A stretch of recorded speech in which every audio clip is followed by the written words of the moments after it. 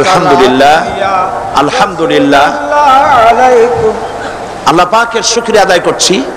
আল্লাহ পাক আমাদেরকে কোরআন শোনার তৌফিক দান করেছেন, আলহামদুলিল্লাহ। আচ্ছা, আপনারা বলেন তো, জেন, দুষ্ট জেন আর ভূত প্রেতে যদি আসর করে, তাহলে কোরআন শরীফের কোন আয়াত পড়তে হয়? জি, ওলামারা বলেন না, আয়াতুল কুরসি। কোনটা পড়তে হয় বলেন, কোনটা? চট্টগ্রাম তাফসীর মাহফিল উপলক্ষেও কিছুটা ভূত প্রেতের আসর হয়েছে। এই ভূত প্রেতের আসর থেকে রক্ষা করার জন্যে সকলে আমার সাথে পড়েন যথারীতি। আউযু বিল্লাহি মিনাশ শাইতানির রাজীম। বিসমিল্লাহির রাহমানির রাহিম।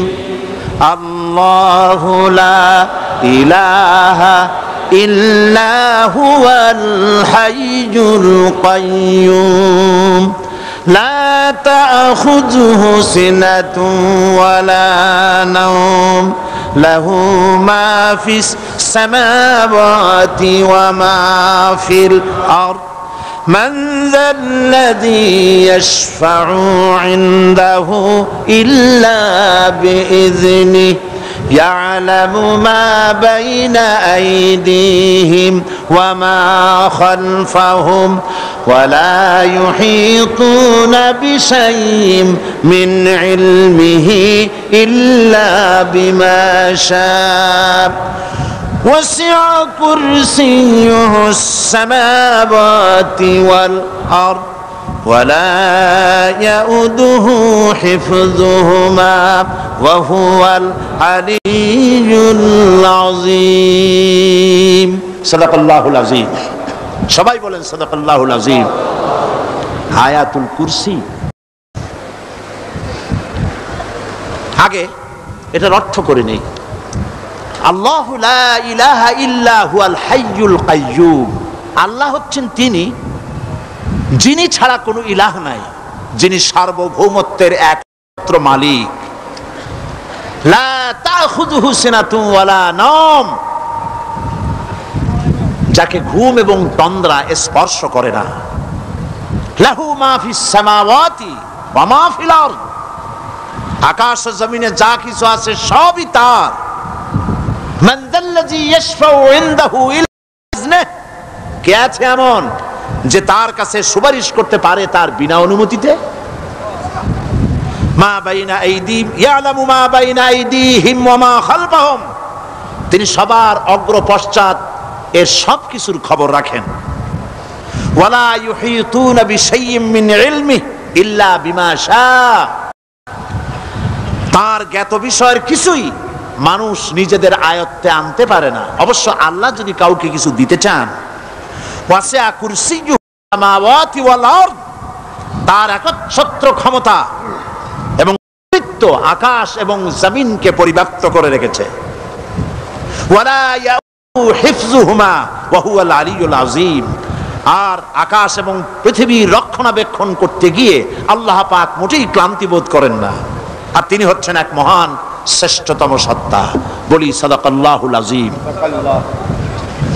আয়াতুল কুরসি, এই আয়াতটি আয়াতুল কুরসি হিসেবে পরিচিত। কি নামে পরিচিত? আয়াতুল কুরসি। এখানে মহান আল্লাহ পাকের এমন সব পূর্ণাঙ্গ পরিচিতি পেশ করা হয়েছে যার নজির গোটা কোরআন শরীফে নাই। সুবহানাল্লাহ। তাই হাদিস শরীফে এই আয়াতটিকে শ্রেষ্ঠ আয়াত বলা হয়েছে। কোরআন শরীফের কি আয়াত? শ্রেষ্ঠ আয়াত বলা হয়েছে। আমরা প্রত্যেকটি ফরজ নামাজের পরে এই আয়াতে কারিমা পড়ে থাকি, ঠিক কিনা বলেন?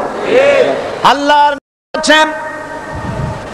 প্রত্যেক ফরজ নামাজের পরে আয়াতুল কুরসি যে ব্যক্তি পাঠ করবে, কিয়ামতের দিন আল্লাহ রাব্বুল আলামিন ওই ব্যক্তির ব্যাপারে সিদ্ধান্ত নেবেন, আল্লাহ তাকে জান্নাত দান করে দিবেন। হতে পারে এবার আপনারা কেউ করতে পারেন, বাস ওয়াজ আর না শুনলে চলবে, আয়াতুল কুরসি পড়বো আর জান্নাতে চলে যাব। না, বিষয়টা এমন নয়। বিষয়টা হচ্ছে এই আয়াতুল কুরসির মধ্যে এমন কিছু কথা আছে যা বুঝে যদি পড়ে আর আমল করে আল্লাহ পাক কিয়ামতের সিদ্ধান্ত নেবেন, জান্নাত দিয়ে দিবেন। সুবহানাল্লাহ, বলেন সুবহানাল্লাহ। এর কারণ হলো আয়াতুল কুরসির মধ্যে আল্লাহ পাক সার্বভৌমত্বের কথা বলেছেন। আজ আমরা স্লোগান দেই সব সমস্যার সমাধান। ও মাশাআল্লাহ, চট্টগ্রামের সবাই বোধহয় এই পরিচিত স্লোগানটা জানেন না। জবাব তা আপনারা জবাব দিতে পারলেন না কেন? সব সমস্যার সমাধান দেন স্লোগান আপনারাই।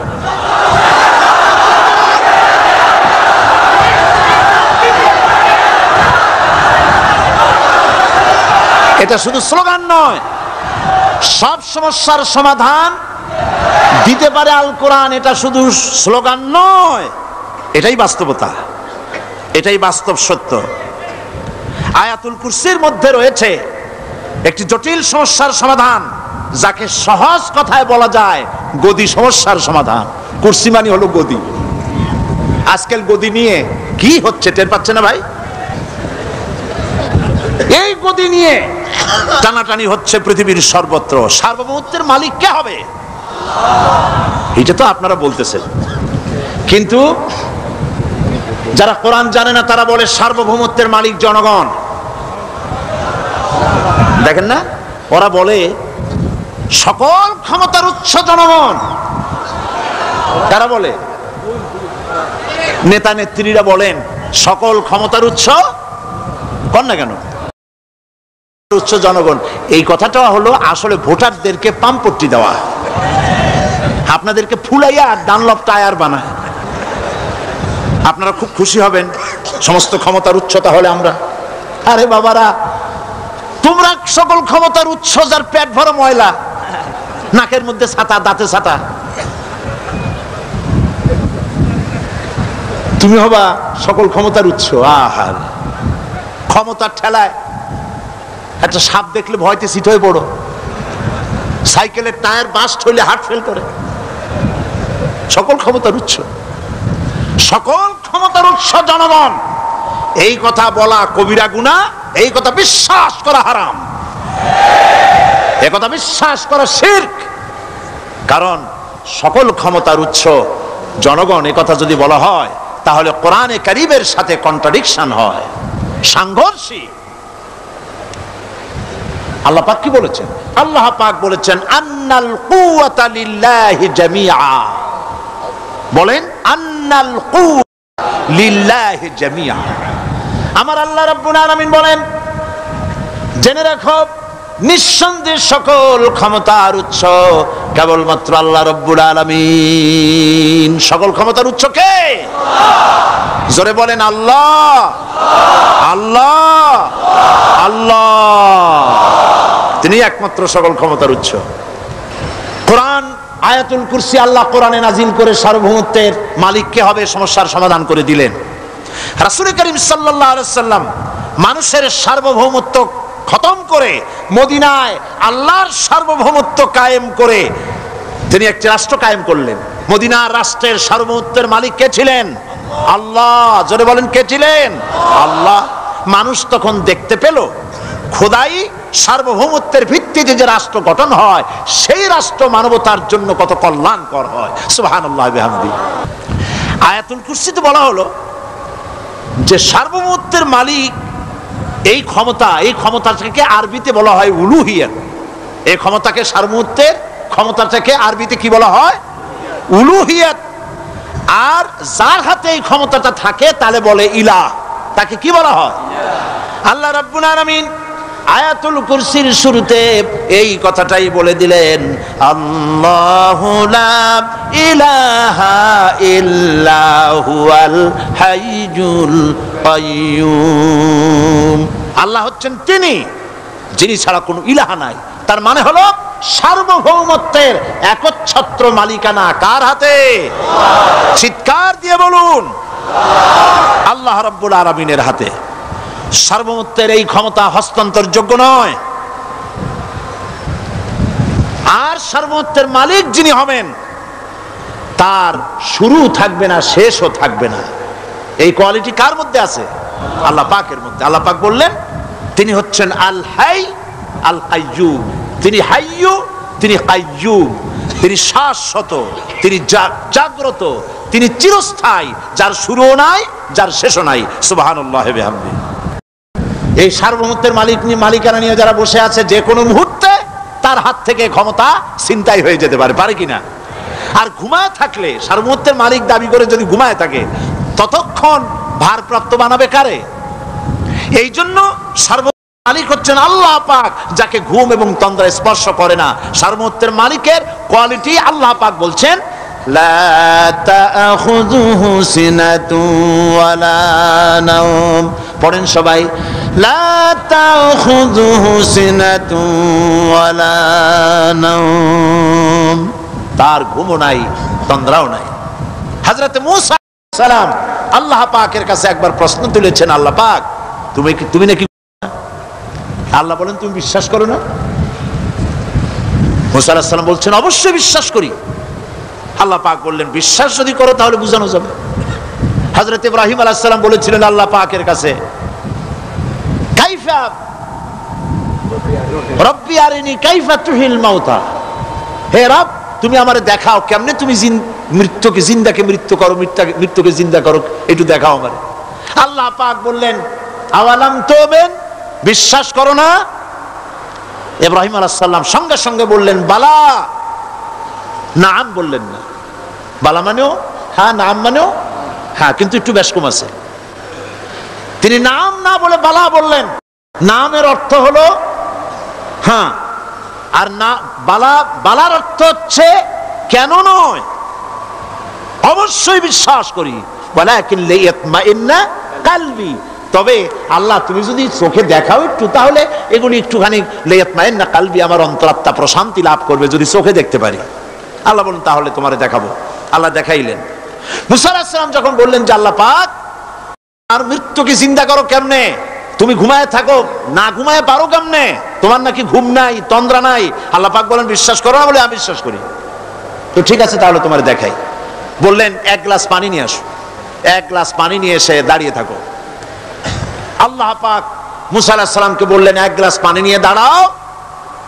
আর ঘুমকে আল্লাহ পাক বললেন মূসারে ধরো। মূসা আলাইহিস সালাম নিদ্রাচ্ছন্ন হলেন, তন্দ্রা এসে গেল, হাত শিথিল হয়ে হাতের থেকে পানি ভর্তি গ্লাস পড়ে ভেঙে চুরমার হয়ে গেল। মূসা আলাইহিস সালাম ভয় পেয়ে গেলেন। আল্লাহ রাব্বুল আলামিন বলেন ভয় পাওয়ার কোনো কারণ নাই, তোমার প্রশ্নের জবাব আমি এভাবেই দিলাম। এক গ্লাস পানি নিয়ে কয়েক মিনিট দাঁড়াইতে পারো নাই, ঘুমের সঙ্গে সঙ্গেই গ্লাস পড়ে ভেঙে গেল। তামাম আকাশ আর জমিন, গোটা সৃষ্টি জগৎ তোমার আল্লাহ পাকের হাতের মুঠার মধ্যে রয়েছে। আল্লাহ যদি ঘুমায় যায় সব শেষ হয়ে যাবে। তামাম সৃষ্টি জগতের ট্রাফিক কন্ট্রোল আল্লাহ কর্তৃক হয়, আর মানুষের যা হয় আল্লাহ পাক তার থেকে সম্পূর্ণ মুক্ত। আল্লাহ পাকের ঘুম নাই, তন্দ্রাও নাই। লা তাখুযুহু সিনাতু ওয়ালা নাওম, ঘুমও নাই, তন্দ্রাও নাই। আল্লাহ পাক সমস্ত রকমের মানবীয় কোয়ালিটি থেকে, গুণ থেকে মুক্ত, মুবাররা, পবিত্র। আল্লাহ রাব্বুল আলামিন সার্বভৌমত্বের একচ্ছত্র মালিক হচ্ছেন আল্লাহ পাক। তিনি ছাড়া কোনো ইলাহা নাই। তিনি পরিষ্কার করে বলছেন আল্লাহু লা ইলাহা ইল্লা হুয়াল হাইয়ুল কাইয়ুম।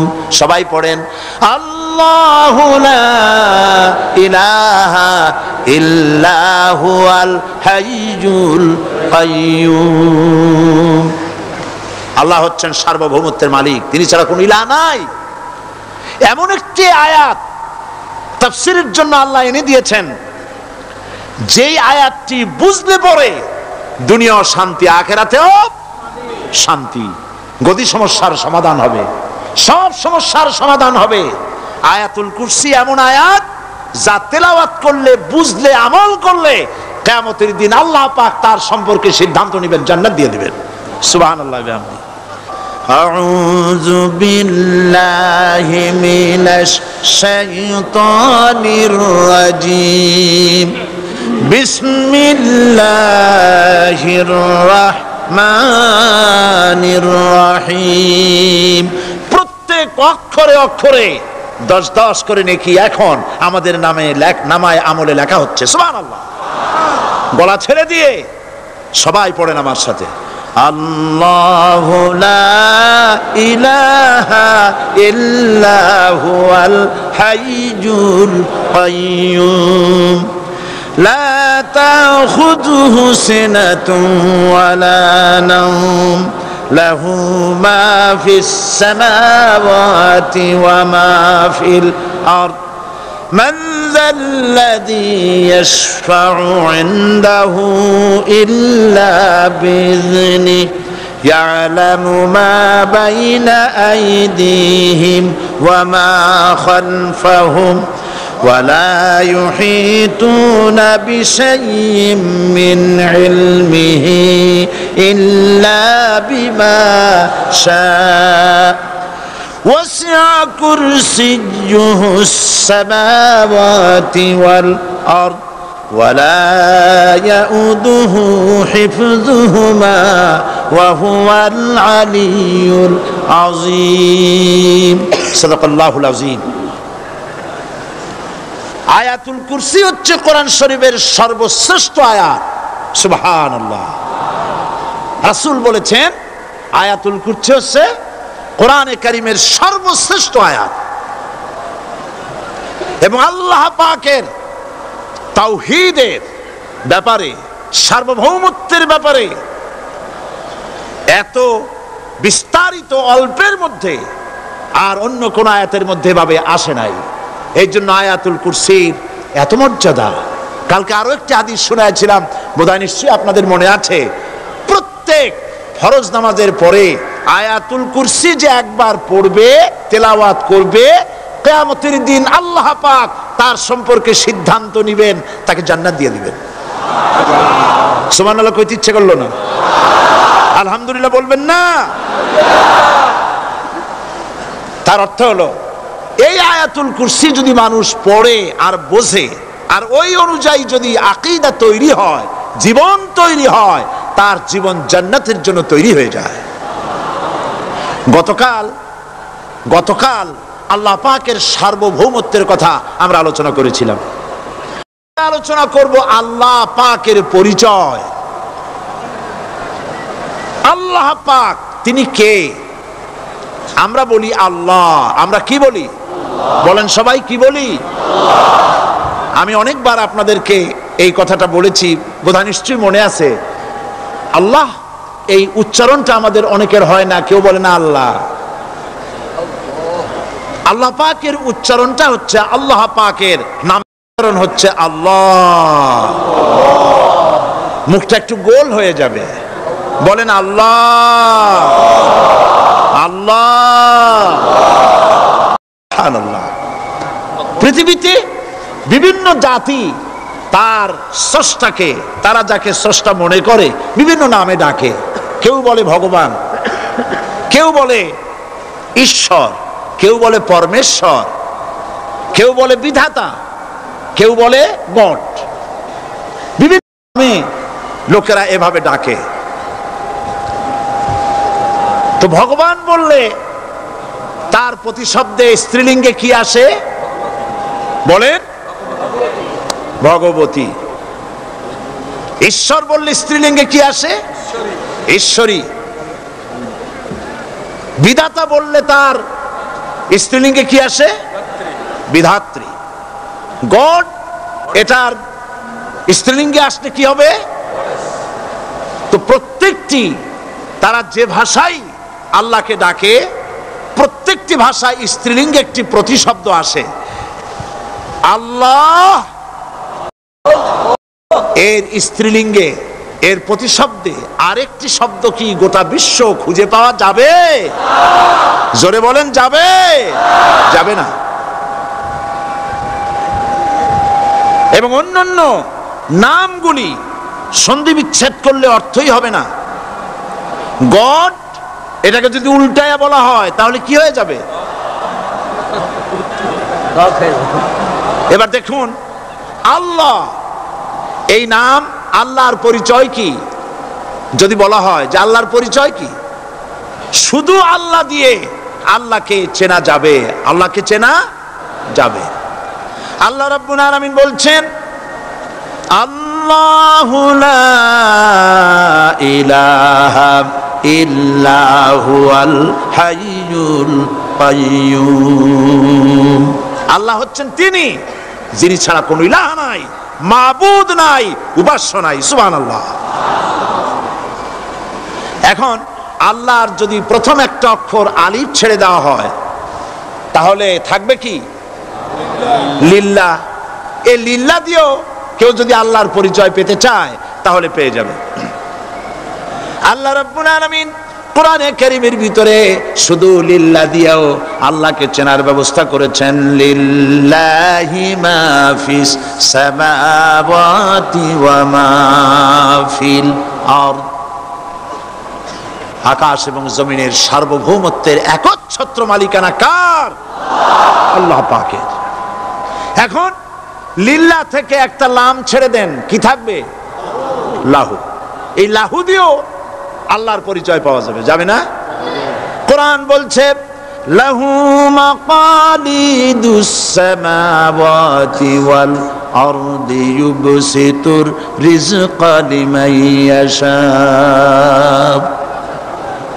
আকাশ এবং জমিনের রিজকের চাবিকাঠি আল্লাহ পাকের কাছে, যারে খুশি তিনি পর্যাপ্ত রিজক তিনি দান করেন। সুবহানাল্লাহ। এবার লাহুর লাম ছেড়ে দেন, থাকবে কি? একটা অক্ষর। এই একটি অক্ষর দিয়ে আল্লাহ পাকের চেনা যাবে। ইন্নাহু হুয়াল গফুরুর রহিম। তিনি হচ্ছেন মহা ক্ষমাশীল, দয়াবান। আল্লাহর পরিচয় আল্লাহকে দিয়েই জানা যায়। আল্লাহর পরিচয় হচ্ছে তিনি এই আকাশ সৃষ্টি করেছেন, এই জমিন সৃষ্টি করেছেন, মানব গোষ্ঠীকে সৃষ্টি করেছেন। আকাশের স্রষ্টা কে? জমিনের স্রষ্টা কে? মানুষের স্রষ্টা কে? আল্লাহ পাক। দেখুন, আল্লাহ পাক আকাশের স্রষ্টা, জমিনের স্রষ্টা, মানুষের স্রষ্টা। এই কথাকে ভুলিয়ে দেওয়ার জন্য,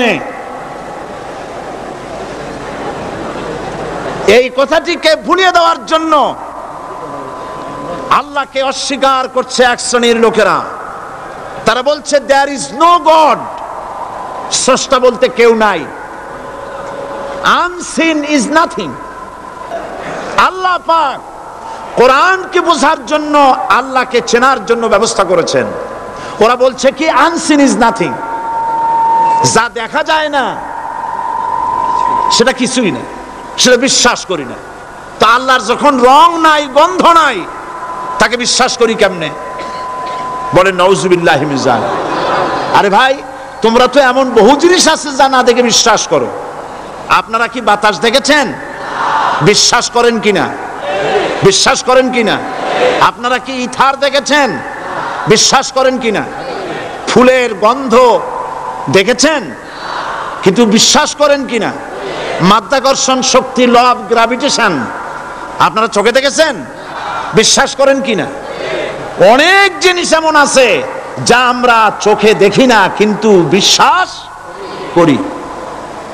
হযরত ইমাম আবু হানিফা রাহমাতুল্লাহ আলাইহির সাথে এক নাস্তিকের বহস হবে। স্থান এবং তারিখ নির্ধারণ করা হলো। ইমাম সাহেব দেরি করে আসলেন। নাস্তিক বলছে, আমি আপনার সঙ্গে কোনো বিতর্কে যেতে চাই না, কারণ আপনি ওয়াদা রক্ষা করতে পারেন নাই, নির্ধারিত সময়ের অন্তত 3 ঘন্টা পরে এসেছেন। তিনি বললেন, আমি কেন দেরি করলাম সেটা তো তুমি জিজ্ঞেস করবে। আচ্ছা বলেন কেন দেরি করেছেন? তিনি বললেন, দেখো এই জায়গায় আসার পথে একটা নদী বেঁধেছিল, তা কি করে? আমার কাছে পারাপারের কোনো বন্দোবস্ত ছিল না। এক পর্যায়ে হতাশ হয়ে গেলাম, আমার বোধহয় যাওয়াই হবে না। শেষ পর্যন্ত আমি দেখতে পেলাম হঠাৎ করে আমার পাশে একটা ফলের বীজ পড়লো। তা দিয়ে একটা গাছ অঙ্কুরিত হলো, দেখ কিনা দেখ গাছটা একটা ময়ূর হয়ে পরিণত হয়ে গেল। কই থেকে একটা করাতে সে গাছটা কেটে ফেলে দিল, ফটাফট কতগুলি তক্তা বেরিয়ে আসলো, কোথার থেকে একটা হাতুড়ি আর কতগুলি লোহা এসে ঠাস ঠাস করে বাড়ি লেগে একটা কিস্তি তৈরি হয়ে গেল। কিস্তিটার ধাপায় পড়লো নদীতে, আমি লাফ দিয়ে উঠলাম, তাই দেরি হলো। নাস্তিক বলছে, আপনার সাথে আমি জানছিলাম যে আপনি অত্যন্ত বুদ্ধিমান মানুষ, কিন্তু যে ঘটনা শুনাইলেন আপনার স্ক্রু একটাও টাইট আছে বলে মনে হয় না, আপনার সাথে আর কোনো বহস নয়। তিনি বললেন, কেন?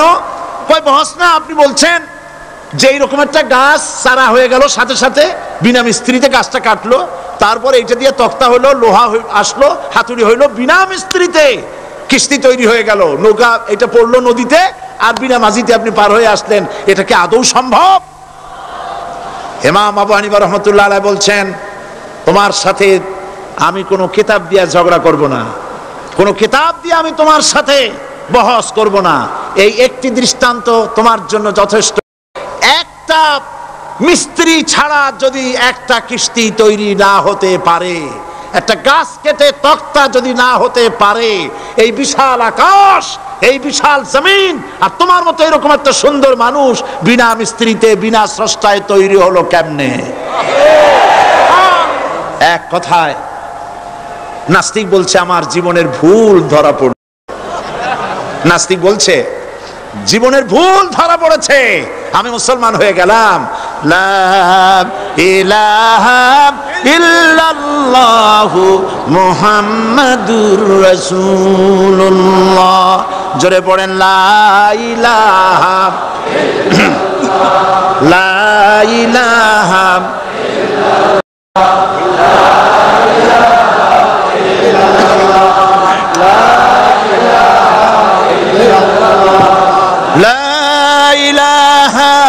ইল্লাল্লাহু মুহাম্মাদুর রাসূলুল্লাহ।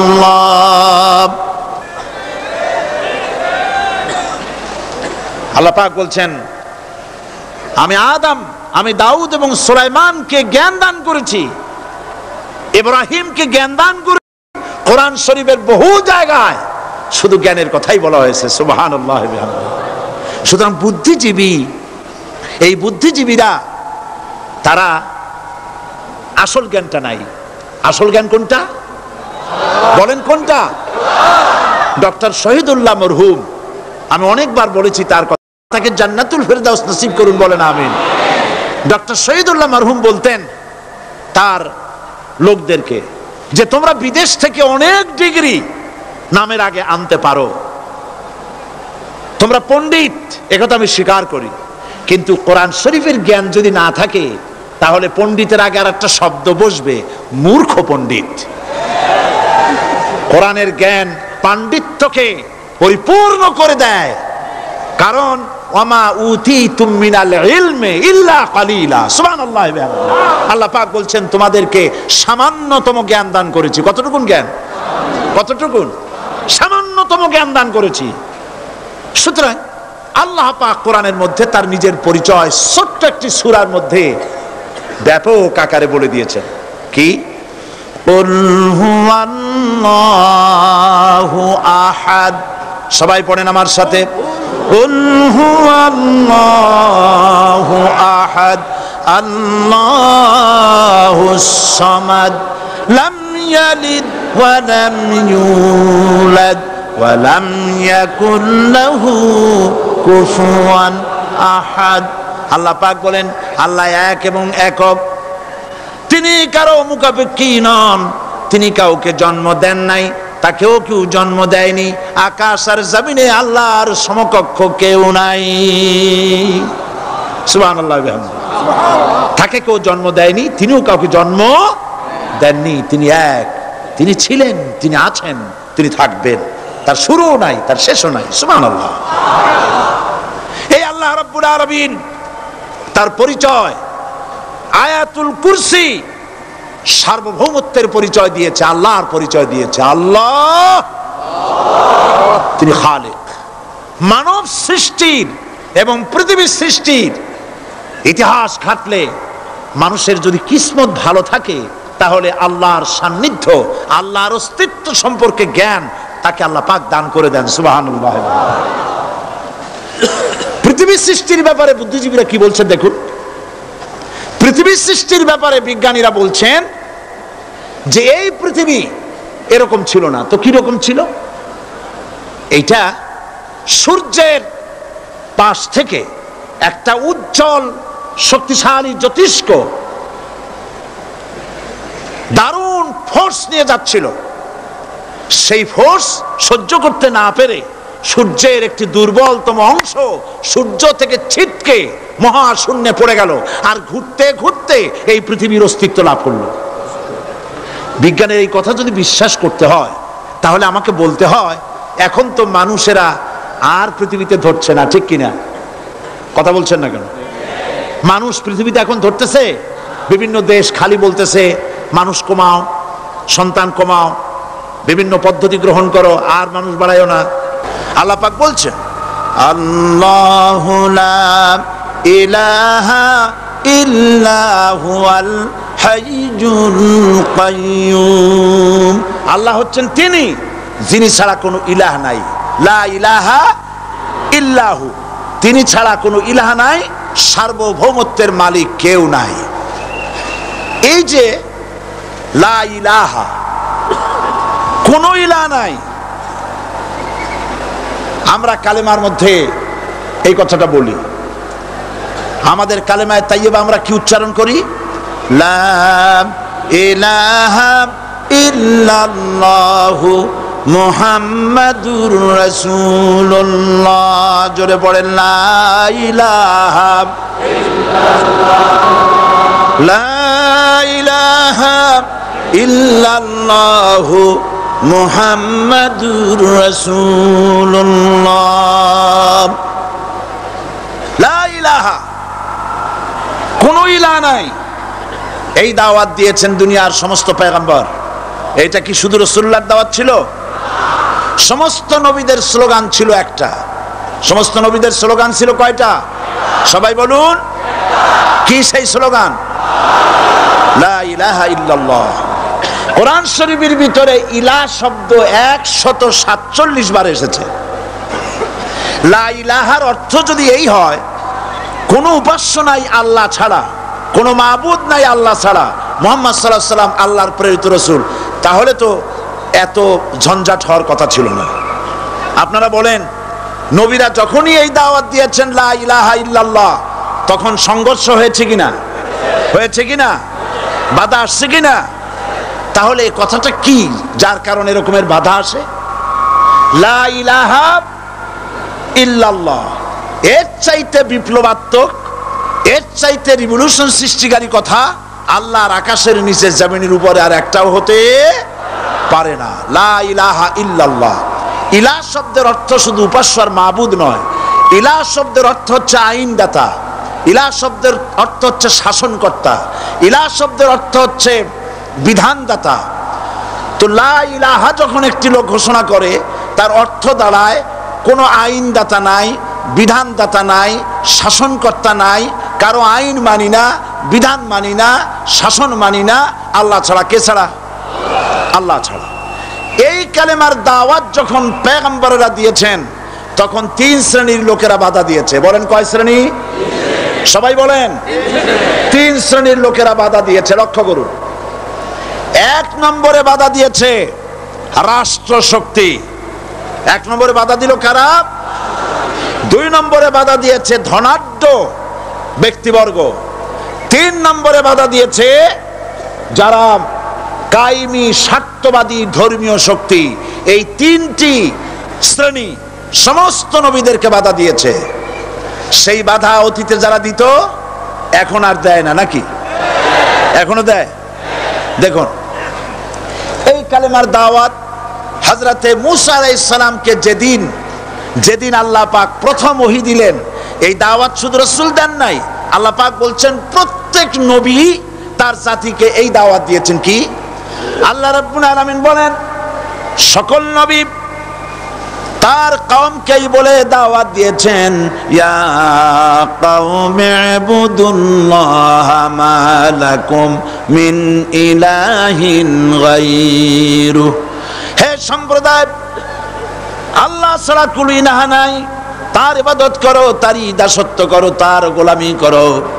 আল্লাহ পাক মুসা আলাইহিস সালামকে যখন নবুয়াত দিলেন, প্রথম যে ওহী এলো, প্রথম ওহীটাই ছিল ইন্নানি আনাল্লাহ লা ইলাহা ইল্লা আনা ফা'বুদনি ওয়া আকিমিস সালাতা লিযিকরি।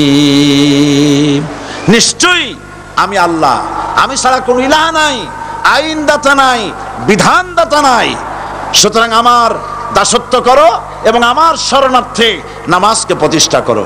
মুসা আলাইহিস সালামকে আল্লাহ পাক ওহী দিয়ে তাকে পাঠালেন। কোথায় পাঠালেন? আল্লাহ পাক বলেন, ইযহাব ইলা ফিরআউনা ইন্নাহু তাগা। গোটা কওম নাফরমান, আল্লাহর আইন কেউ মানছে না, গোটা কওমের কাছে না পাঠাইয়া আল্লাহ পাক সর্বপ্রথম মুসা আলাইহিস সালামকে দাওয়াত নিয়ে কার কাছে পাঠালেন? ফেরাউনের কাছে। কারণ ফেরাউন হচ্ছে রাষ্ট্রশাসক। ফেরাউন কি? রাষ্ট্রশাসক।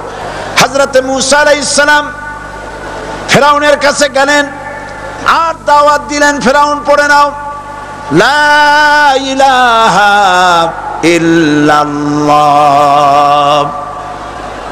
একটি কথা আপনাদের মনে রাখতে হবে, দুনিয়ার কোন ফেরাউন, কোন নমরুদ, কোন সাদ্দাত, কোন হামান কেউ বলে নাই যে আমি আল্লাহ, আমি রাজ্জাক, আমি খালেক, আমি পৃথিবীর সৃষ্টি করেছি। কথা কেউ বলেছে? কেউ বলে নাই। কি বলেছে তারা? ফেরাউন বলেছে, মা আলিমতু লাকুম মিন ইলাহিন গায়রি, আমি তো জানি না আমি ছাড়া আরো কোনো ইলাহ আছে, এ কথা আমার জানা নাই, সুতরাং আমি হচ্ছি ইলাহ আর তুমি বলছো লা ইলাহা। তার মানে হচ্ছে ওই সময় পয়গম্বরেরা, আল্লাহর নবীর সাহাবীরা, তারা জানতেন যে আমরা কিসের দাওয়াত দেই, আর যারা শুনতো তারাও বুঝতো কিসের দাওয়াত শুনতেছি। আজ আমার দেশে একই কালেমার দাওয়াত দেওয়া হয়, কিন্তু মানুষেরা বুঝতে পারে না কি শুনতেছি। ভাষা জানার ব্যাপারে, বোঝার ব্যাপারে হলো আসল বিষয়। এটা বুঝাতে গিয়ে আমি মাঝে মধ্যে একটা দৃষ্টান্ত দেই এভাবে। একজনের একটা রেশনের দোকান ছিল, সেই দোকানে তার একটা ময়না পাখি ছিল, আর ময়না পাখিকে কথা শেখানো যায় সেটা তো আপনারা জানেন। জি, ময়নাকে শিখায়েছে যে লাইন করুন, এক এক করে আসুন। ময়না এই কথা শিখেছে। সকালবেলায় যখন রেশনের দোকানে ভিড় পড়ে গেছে, তখন ওই পাখি খাঁচার মধ্যে বসে বলছে লাইন করুন, এক এক করে আসুন। একদিন খাঁচার দরজা খোলা পেয়ে পাখি উড়ে গিয়ে গাছের ডালে বসেছে। আশেপাশের যত পাখি ছিল তারা চিন্তা করলো এই রকমের পাখি তো কখনো দেখি নাই। ময়না তো দেখতে কাকের মতো না, শালিকের মতো না, দেখতে একটা ভিন্ন রকম। ওরা এসে চতুর্দিক থেকে এই নবান্ত, এই যে নতুন এসেছে, ওরে ঠোকরানো শুরু করেছে চতুর্দিক থেকে। ঠোকরানি খেয়ে ময়না বলতেছে লাইন করুন, এক এক করে আসুন। এখন ময়না তো বোঝে না যে কি বলতেছি, আর যে পাখিরা ঠোকরাচ্ছে তারাও তো বোঝে না যে কি শুনতেছি। ময়না যদি বুঝতো যে আমি কি বলি, সবাই মিলে ঠোকরায়, তাই জান পাচ্ছে না। লাইন করে ঠোকরাইনি তো কলজে যাবে, সব ঠোঁটে ঠোঁটে চলে আসে, বুঝে নাই। আমাদের অবস্থা তাই হয়েছে। সুতরাং এই কালেমার দাওয়াত যখন হযরতে মুসা আলাইহিস সালাম দিলেন, ফেরাউন বলল আমি তো জানি না যে আমি ছাড়া আরো কোন ইলাহ আছে, আইনদাতা তো আমি, তুমি নতুন কোথা থেকে আইনদাতা নিয়ে আসছো? ফেরাউন বলছে দেখো, আমারে বাদ দিয়া যদি অন্য কাউকে ইলাহ বলে তুমি মানো, আর সেই শিক্ষা যদি যে জাতিকে দাও, তাহলে আমি তোমাকে ধরে লাআজআলান্নাকা মিনাল মাসজুনিন, আমি তোমাকে কারারুদ্ধ করব, আমি তোমাকে জেলখানায় ঢুকিয়ে দেব।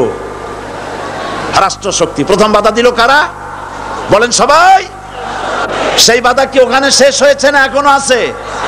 আছে কিনা জোরে বলেন। আমি তোমাকে জেলখানায় ঢুকাবো। হযরতে মুসা আলাইহিস সালাম বলেন, ফেরাউন রে, জেলের ভয় আমি করি না, আমাকে জেলের ভয় দেখায়া লাভ নাই, আমি আল্লাহ পাকের পয়গম্বর হযরতে মুসা আলাইহিস সালাম। ফিরাউনের দলবল আছে, লোক লস্কর আছে, তার অস্ত্রের অভাব নাই। আল্লাহ রাব্বুল আলামিন মুসা আলাইহিস সালামের কাছে একটা অস্ত্র দিয়া দিলেন। দিছিলেন কিনা? আল্লাহ পাক হযরত মুসা কি বলেছেন, ওয়া মা তিলকা বিয়ামিনিকা ইয়া মুসা। মুসা রে, তোমার হাতে ওটা কি? মুসা আলাইহিস সালাম বললেন, এটা লাঠি। আল্লাহ পাক বললেন, ফেলে দাও লাঠি। লাঠি ফালায় দিলেন, কি হয়ে গেল? হিয়া হাইয়াতুন তাসআ, লাঠি হয়ে গেল। এখন লাঠি পড়ে সাপ হয়ে গেল। সাপ দেখে নবী হোক, ওলি হোক, সাহাবী হোক আর আলেম হোক, সাপ দেখলে ভয় করে না মানুষের? মুসা আলাইহিস সালাম ভয় পাইছে। আল্লাহ রাব্বুল আলামিন হযরত মুসাকে শোনায় দিলেন, খুযহা ওয়া লা তাখাফ সানুঈদুহা সিরাতাহাল উলা। খোঁজ, ধরো, লা তাখাফ, ভয় পেও না। আল্লাহ বলছেন ধরো, ভয় পেও না। ধরার সঙ্গে সঙ্গে স্বাভাবিক অবস্থায় ফিরে আসবে, আবার লাঠি হয়ে যাবে। এখন আল্লাহ বলছেন ধরো। মুসা আলাইহিস সালাম কি ভয় পাওয়া উচিত হবে? আর উচিত হবে? মুসা আলাইহিস সালাম কি ভয় পাইছিলেন? কারণ হচ্ছে এই দুশমনের শক্তিটা খুব বড়ই দেখা যায়, মনে হয় যেন অনেক বড়, কি জানি কি। আল্লাহ পাক বলছেন, ইন্না কাইদাশ শায়তানে কানা দাঈফা। শয়তানের চক্রান্ত যতই তুমি মনে করো অনেক ষড়যন্ত্রের জাল বিস্তার হয়ে আছে, আল্লাহ কয় কিছুই না, দাঈফা, অত্যন্ত দুর্বল। আল্লাহ পাক বললেন ধরো। মুসা আলাইহিস সালাম সাপ ধরলেন, সঙ্গে সঙ্গে লাঠি হয়ে গেল। ফিরাউন বরদাস্ত করলো না, রাষ্ট্রশক্তির পক্ষ থেকে আক্রমণ শুরু হলো। অপরাধ কি? মুসা আলাইহিস সালামের অপরাধ কি? কি অপরাধ? মাশাআল্লাহ, বুঝতে পেরেছেন। অপরাধ হচ্ছে তিনি বলেছেন লা ইলাহা, জোরে বলেন লা ইলাহা ইল্লাল্লাহ। এই কালেমাকে আজ আমরা ভিক্ষার বুলি বানাইছি। এটা হলো সার্বভৌমত্বের বুলি, এটা হচ্ছে আল্লাহ পাকের সার্বভৌমত্বের কথা। আজ আমরা মানুষের কাছে আমরা শুনি, মানুষেরা ভিক্ষা চায়, লা ইলাহা ইল্লাল্লাহ, এক মুঠ চাউল দেন, লা ইলাহা ইল্লাল্লাহ 10 খান পাই দেন। এই হচ্ছে কালেমার জিকির। আবার কেউ কেউ জিকির করতেছে লা ইলাহা আস্তে, ইল্লাল্লাহ জোরে, এমন জোরে কলব সাফ করে, কলব তাতে থাকলেও পারে, গেলেও পারে। এই কালেমার জার, এর আঘাত পয়গম্বররা মেরেছেন। হযরতে মুসা আলাইহিস সালাম যখন বলেছেন লা ইলাহা ইল্লাল্লাহ, এই ধাক্কা ফিরাউন বরদাস্ত করতে পারে নাই। দরিয়ায় নীলের ভিতরে আল্লাহ পাক ডুবাইয়ে শেষ করে দিয়েছেন, দেন নাই? হযরতে মুসা আলাইহিস সালাম, তার উম্মতেরা দরিয়ার পাশে বসে দ্বীনি কথাবার্তা বলতেছেন। এমন সময় ফিরাউন, তার শত্রু হচ্ছে মুসা আলাইহিস সালাম। শত্রু কেন? মুসা কি ফিরাউনের পাকা ধানে মই দিয়েছে নাকি? বলেন আপনারা। তার হালের গরু পিটায় মারছে নাকি? অপরাধ হলো তিনি আল্লাহর জমিনে আল্লাহর আইন প্রতিষ্ঠার কথা বলেছেন। এই শুধুমাত্র এই অপরাধে ফিরাউন তার দলবল নিয়ে 3 দিক থেকে আক্রমণ করেছে। মুসা আলাইহিস সালামের উম্মতেরা ভয় পেয়ে গেছেন। তারা বলছেন ইন্না লামুদরাকুন, আমরা পাকড়াও হয়ে গেছি। 3 দিকে সাড়াশি আক্রমণ, 3 দিকে শত্রু, একদিকে দরিয়া, পালাবার রাস্তা আছে? হযরত মুসা আলাইহিস সালাম ভয় পেয়ে গেলেন, সারেন্ডার করলেন না। হযরত মুসা আলাইহিস সালাম বললেন কাল্লা, কখনো নয়, ভয় পাওয়ার কোনো কারণ নাই। রব্বি সায়াহদিন, অবশ্যই আমার রব আমার জন্য রাস্তা করে দিবেন। ভয় পাইও না, আমার রব রাস্তা করে দিবেন। আল্লাহ রাব্বুল আলামিন হযরত মুসা আলাইহিস সালামকে অর্ডার করলেন, হাতের লাঠি দিয়া দরিয়ার উপরে আঘাত করো। হযরত মুসা আলাইহিস সালাম দরিয়ার উপরে আঘাত করলেন। রাস্তা ছিল দরকার একটার, এক বাড়িতে আল্লাহর হুকুমে লাঠি দিয়ে একটি আঘাত করার সঙ্গে সঙ্গে হযরত মুসার তার সঙ্গী সাথী দরিয়া পার হওয়ার জন্য দরিয়ার মধ্য দিয়ে আল্লাহ 12টা রাস্তা পয়দা করে দিলেন। সে আল্লাহ আছে না নাই? এত আসতে বলেন কেন? ভয় পাওয়ার কারণ আছে?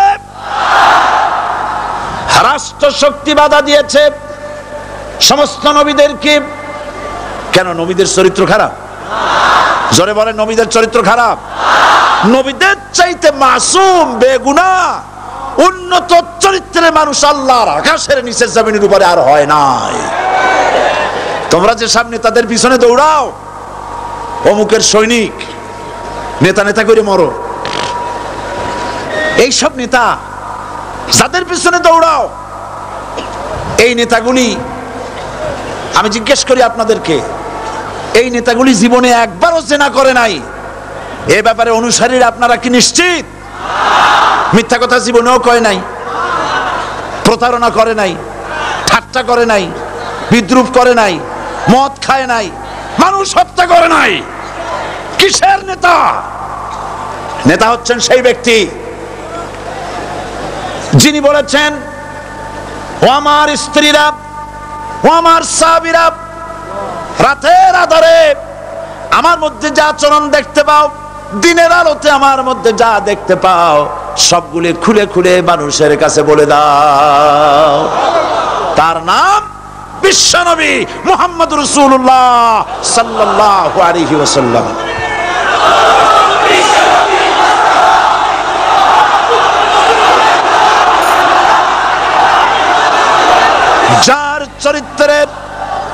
যার চরিত্রের সার্টিফিকেট আল্লাহ রাব্বুল আলামিন নিজে দিচ্ছেন, ওয়া ইন্নাকা লাআলা খুলুকিন আযীম। নবী হে, উন্নত চরিত্রের উপরে আপনি প্রতিষ্ঠিত। সুবহানাল্লাহ। কে সার্টিফিকেট দিচ্ছেন? আযীম, আযীম। আরবিতে চওড়াকে বলা হয় আরিদ, গভীরতাকে বলা হয় আমিক।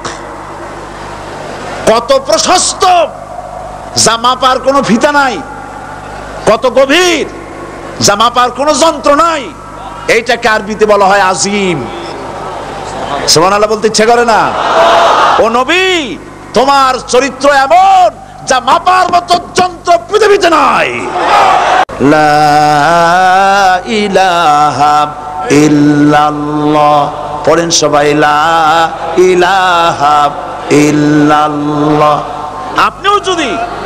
আপনিও যদি নবীদের মতো সাহাবীদের মতো বুঝা এই কলেমার দাওয়াত দেন, বাধা আসবেই।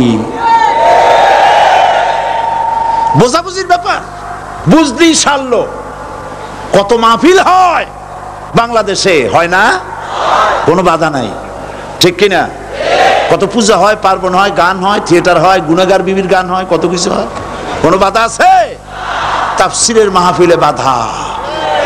কারণ ওরা বুঝতে পেরেছে এ তাফসীরের মাহফিলে গাজীর গীত হয় না, এ তাফসীরের মাহফিলে আল্লাহর সার্বভৌমত্ব কায়েমের আন্দোলন চলে।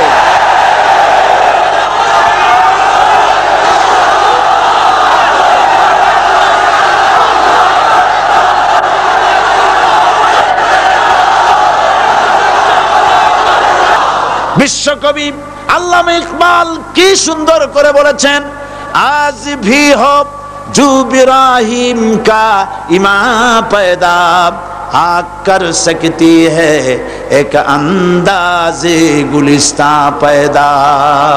ইব্রাহিমের ঈমান যদি আজও কোথাও হয় বিদ্যমান, করতে পারেন অগ্নিকুণ্ডে খুবসুরত এক গুলিস্তান। এখনো যদি ইব্রাহিমের সন্তানদেরকে আগুনের মধ্যে ফেলে দেওয়া হয়, আর ইব্রাহিম ঈমান যদি থাকে, আগুনকে ফুলের বাগান বানাবার ক্ষমতা আল্লাহর আছে। চিরকাল আল্লাহ পাক এই কালেমাকে দিয়েছেন আল্লাহর সার্বভৌমত্বকে প্রতিষ্ঠা করার জন্য। আয়াতুল কুরসি শুধু পড়ে বুকে ফু দেওয়ার জন্য নয়। পড়েন আমার সাথে, আল্লাহু লা ইলাহা ইল্লা হুয়াল হাইয়ুল কাইয়্যুম। দুনিয়ার সমস্ত পয়গম্বর অত্যাচারিত হলেন, শুধু তাই নয়, বিশ্ব নবী আখেরি জামানার পয়গম্বর নবী মুহাম্মদ রাসূলুল্লাহ সাল্লাল্লাহু আলাইহি ওয়াসাল্লাম জাতির কাছে আসলেন। তিনি এসে বললেন, ইয়া আইয়ুহান নাস কুলু লা ইলাহা ইল্লাল্লাহ। প্রথম দাওয়াত শুনছেন কথা?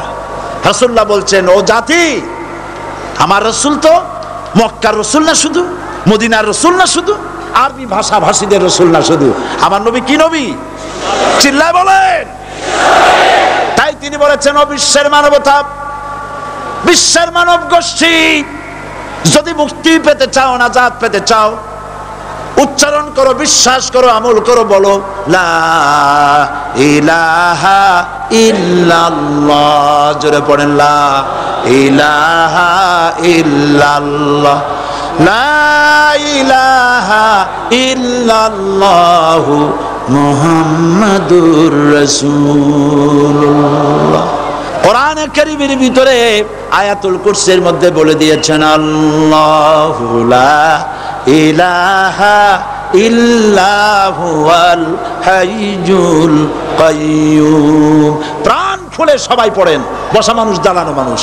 আল্লাহু লা ইলাহা ইল্লা হুয়াল হাইয়ুল কাইয়্যুম।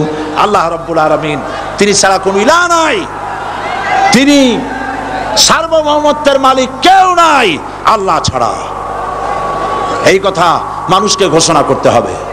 সুবহানাল্লাহ ওয়ালহামদুলিল্লাহ লা ইলাহা ইল্লাল্লাহ, সুবহানাল্লাহ ওয়ালহামদুলিল্লাহ লা ইলাহা ইল্লাল্লাহ, সুবহানাল্লাহ ওয়ালহামদুলিল্লাহ লা ইলাহা ইল্লাল্লাহ, লা ইলাহা ইল্লাল্লাহু মুহাম্মাদুর রাসূলুল্লাহ। আল্লাহুম্মা আমিন। রব্বানা যালামনা আনফুসানা ওয়া ইন লাম তাগফির লানা ওয়া তারহামনা লানাকুনান্না মিনাল খাসিরিন। সবাই পড়েন আমার সাথে, রব্বানা যালামনা আনফুসানা ওয়া ইন লাম তাগফির লানা ওয়া তারহামনা লানাকুনান্না মিনাল খাসিরিন।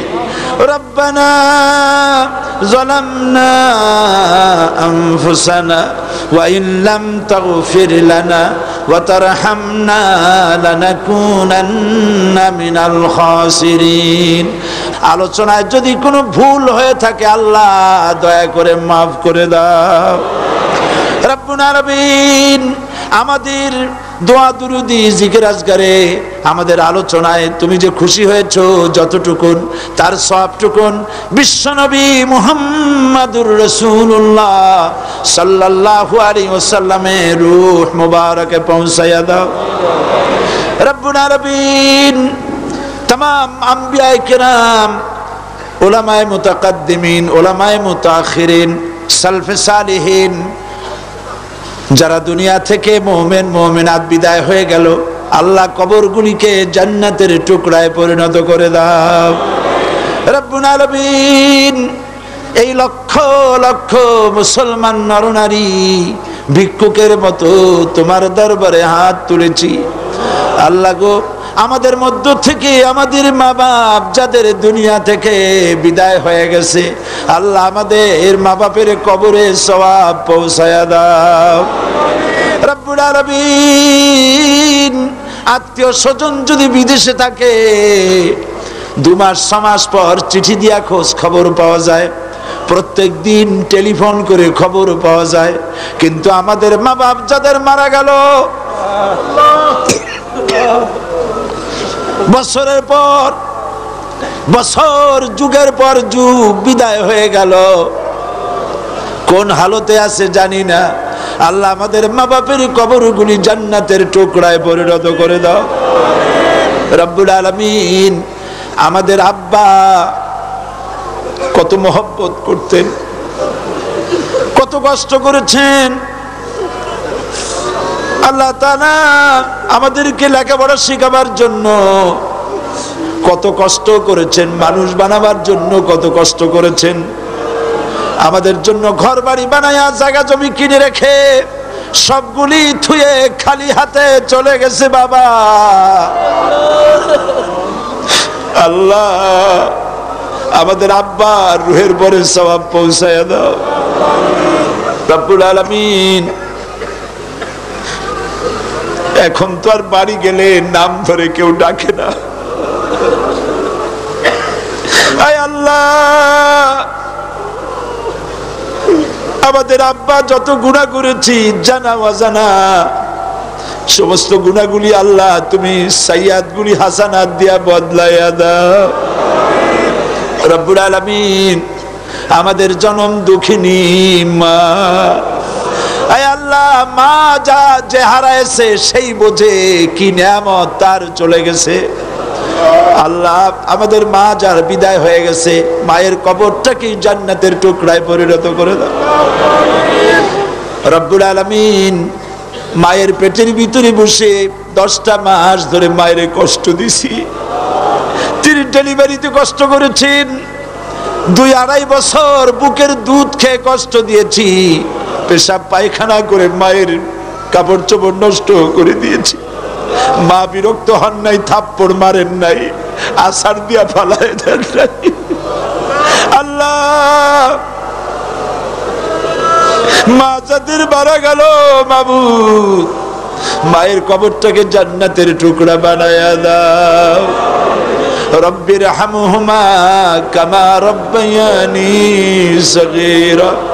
আমার ভাইরা আমার মা বোনেরা করুণ ভাবে আল্লাহরে বলেন রব্বির হামহুমা কামা রব্বায়ানি সগীরা রব্বির হামহুমা কামা রব্বায়ানি সগীরা। রব্বানা তাকাব্বাল মিন্না ইন্নাকা আনতাস সামিউল আলিম ওয়া তুব আলাইনা ইন্নাকা আনতাত তাওয়াবুর রহিম। সুবহানা রাব্বিকা রাব্বিল ইজ্জাতি আম্মা ইয়াসিফুন ওয়া সালামুন আলাল মুরসালিন ওয়ালহামদুলিল্লাহি রাব্বিল আলামিন। ওয়াজআল আখিরা কালিমাতিনা ইনদাল মাউত লা ইলাহা ইল্লাল্লাহু মুহাম্মাদুর রাসূলুল্লাহ। আসসালামু আলাইকুম ওয়া রাহমাতুল্লাহ।